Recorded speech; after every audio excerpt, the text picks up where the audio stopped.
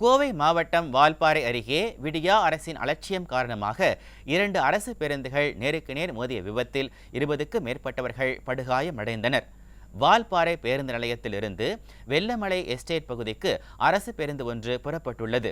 அதேபோல் வால்பாறையிலிருந்து கோவைக்கு மற்றொரு அரசு பேருந்து எதிர் திசையில் வந்துள்ளது. இந்த நிலையில் ஒரு அரசு பேருந்தில் திடீரென பிரேக் செயல் இழந்ததால் சாலையில் நின்றிருந்த கார் மற்றும் இருசக்கர வாகனங்களின் மீது மோதி விபத்தை ஏற்படுத்தியவாறு எதிரே வந்த அரசு பேருந்து மீது நேருக்கு நேர் மோதி விபத்துக்குள்ளானது. இதில் பேருந்தில் பயணித்த 20க்கும் மேற்பட்டவர்கள் படுகாயமடைந்தனர். எடைக்கு போட்டு பேரிச்சம்பழம் வாங்கி சாப்பிடக்கூட தேராத 4 இரும்பை பேருந்து என விடியா திமுக அரசு இயக்கி பல்வேறு சமயங்களில் போக்குவரத்து ஊழியர்களை புலம்பி வருகின்றனர். புதிய பேருந்து வாங்குவதற்கு கோடிக்கணக்கில் ஒப்பந்தம் போடும் திமுக முதலமைச்சர் ஸ்டாலின் அதனை செயல்படுத்தாமல் உள்ளாரா அல்லது அந்த நிதியை தன்னுடைய குடும்ப நிதியான உதயநிதி இன்பநிதிக்கு செலவழிக்கிறாரோ என்ற சந்தேகமும் எழுந்திருப்பதாக மக்கள் வேதனை தெரிவித்துள்ளனர்.